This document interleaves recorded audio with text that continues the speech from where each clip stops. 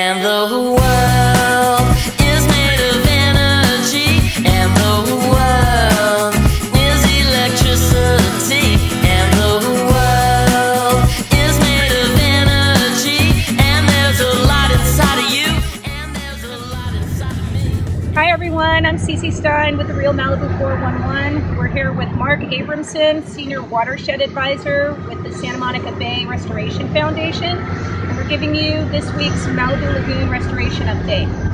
Mark. Hey. So, how's it been going this last week? Good. Any new developments? We're starting to get into the actual original wetland soils, the alluvial soils that used to be here, and so we're finally getting below the fill layers. And they're digging the new channels, they're digging the tributary channels, and just more of that, more of moving the dirt. Yeah, I see that you hit the natural, part of the natural wetlands there, right? Yeah, and you can see the rock and cobble and sand layers that we're hitting, and you can also see where the groundwater is now starting to come back up on the site. Okay, so have we made any new discoveries, like Chumash artifacts or anything along those lines? No, we did find a cow skeleton. Oh wow, that's interesting. It's pretty cool. So the archaeologists were checking it out, but it's a cow skeleton. I'm not sure how old, but they're thinking, you know, pretty old. 100 years or something like that. Found some more tires and a lot more. Yeah, I saw that nice trash. little pile of tires over there that we will definitely pan on in a little bit. Those are a little, so that's just above this layer, so not sure from when that happened, but they're kind of old looking. Oh yeah, they look pretty flat too. They're flat. Any new Phoebe fledglings? The Phoebe's gone, the bridge is gone, so the last remaining bridge was removed this morning, and the Phoebes have fledged and they are out and about. Very cool. How about duck eggs? There's still, I think we had one set of duck nests clear, and we still have 5 or so on set. Okay, so can you describe the decibel monitoring precautions around the nest area site? Yeah, so anytime we're working, basically, when the equipment gets within like 100 feet of the nest, then we have a special meter that we take and we listen to how loud the noise is by the nest. And mostly, we're more worried about disturbing the birds, so if we see any behavioral signs of the birds being disturbed, but there is a noise threshold of 65 decibels at the nest location, and sometimes when we're working close, we'll use boards or buffers to shield them from the noise. The ducks, frankly, don't care about the noise. They care more about people, so if I send a person in there, right, they're more likely to be spooked by the person than they are the equipment. Yeah, that makes sense. Okay, what about the long-tailed weasel? You know, they've been seeing them occasionally around the site. He kind of uses the buffer corridor that we've left around here for wildlife. I'm not sure he's actually real because I've never seen him.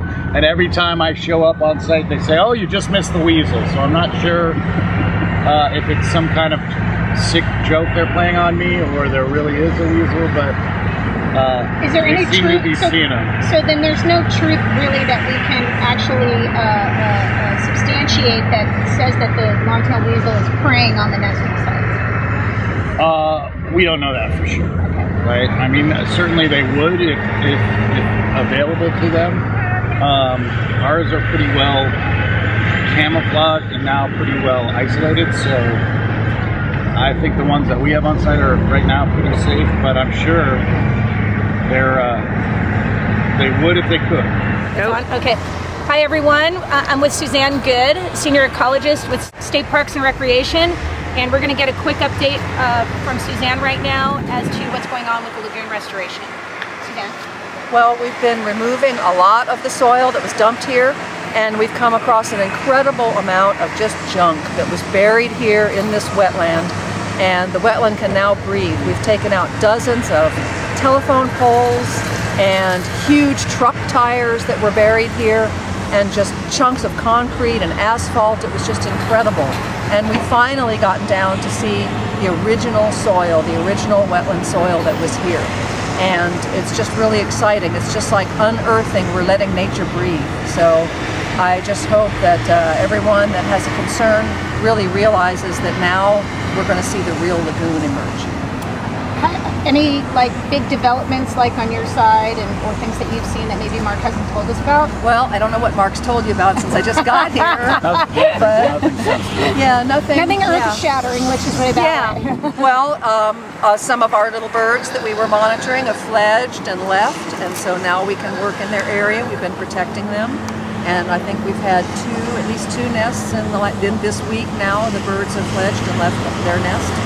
So now we can work in their area, and we're continuing to monitor for any animals that we find. Well, I asked Mark about the long-tailed weasel. Right. She's actually seen it. So Okay. Well, allegedly. Thank God I asked again. I think there are probably more than one. Okay. I saw one. I was just standing in the parking lot, and it was making its way over towards the vegetation along PCH, and hopefully it found its way along there and then up the creek to new habitat. And it's welcome to come back when we're done. Any truth on preying on the nesting sites or any what? Preying on the west? Haven't seen any evidence of it. We have seen some pigeon carcass that I think one of the weasels was chewing on, but there's no evidence that the weasel has eaten any bird's eggs. So, and you know, I want to point out too that in the new lagoon we're going to have islands where birds will be able to nest, and they won't be subject to being attacked by cats, dogs, and weasels. Weasels will have other things that they can go eat, but there will be a couple of islands where ducks and other birds will be able to nest without predation, because those bridges used to provide an access way for predators to come and raid the birds' nests. Interesting. Okay. What about any mammals trapped? There have been a few that have been rescued.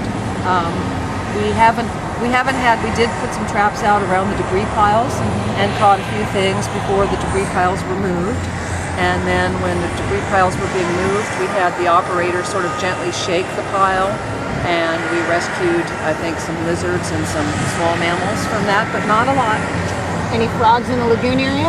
I think there were a couple frogs that have been moved. I think 6 total frogs. Yeah, 6 total frogs, and they've been successfully relocated.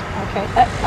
Do we have any other questions, Steve, for Suzanne? No, we're good. Okay. This is our copy editor, Steve Woods. Thank you, Steve. Okay, all right. Well, we're going to go to a send meeting. Suzanne on your way. Thank you so much. Yeah, I think Mark has to go to the meeting too. Yeah. So. Yeah. Shoot. We got a few more questions. Just a couple more? All right, we got a couple more. All right. Really super Susan, go important. keep them busy. We're going to get through this really quick. When is the... Are you ready for me? Okay, sorry. When is the dewatering filtration going to be up and running? My guess is next week. State Parks has decided not to run the plant prior to the 4th of July holiday. So we're going to at least wait until after that to do our testing of the plant, and I'm guessing it would start running maybe early next week. Okay, and how often will the water monitoring tests be performed, and what will they be testing for? So we're testing for a bunch of different constituents. So we have some tests that we're doing daily. There's some tests that run 4 times a week. So I think we test bacteria 4 times a week. We're testing chlorine daily, at least once. Turbidity, dissolved oxygen, pH. There's a whole kind of schedule menu of what has to get tested daily, what has to get tested several times a week, and then what has to get tested on a monthly basis. And then we're also monitoring flow out of the system continuously. Okay, great. And what about the City of Malibu? They're making requests for the water testing? Not sure. They've asked for different things at different times, but the testing that we're doing is very significant, much more than we're required to do in any of our permits, at least 600% more.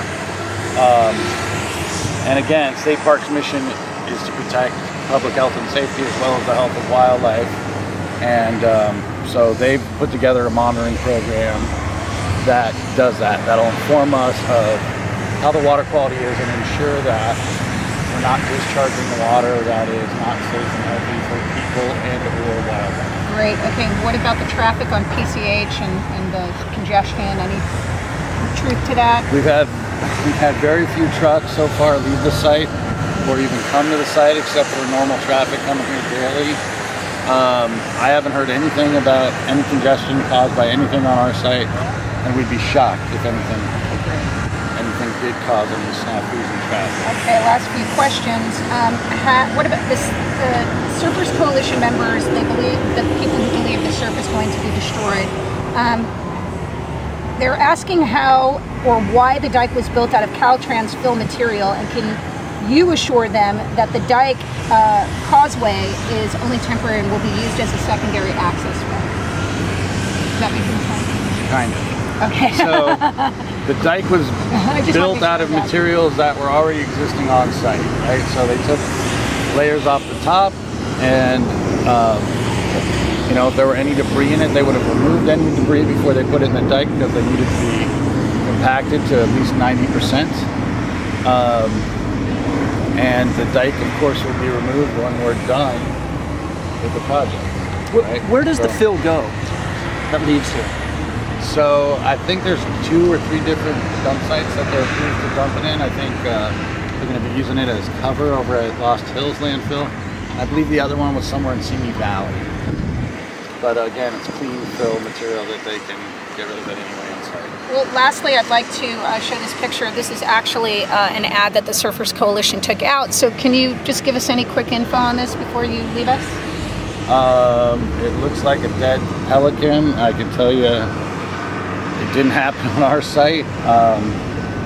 And I'm not sure from when or where that picture was taken, but we do occasionally find dead pelicans both in the back channels and around the main lagoon. There's lots of pelicans that use the site, so I'm not sure, but I can assure you that we have hurt no pelicans on site. Can you give us a rough estimate on the, there were claims by the opposition that there would be dozens and dozens of egrets, herons, pelicans, plovers that will die because of this project. Can you give us a rough estimate how many have perished? Egrets, 0. Of pelicans, 0. What were the other ones, Steve? Plover. No plover. Seagulls. No seagulls. No birds at all. No bird deaths at all. Okay, so no bird deaths. Okay, that answers it all, right? Thank you, Mark. You're very welcome. Thank you guys for updating. We'll see you next week on our update. Yes, ma'am. Have a great week. Thanks, Mark. Bye.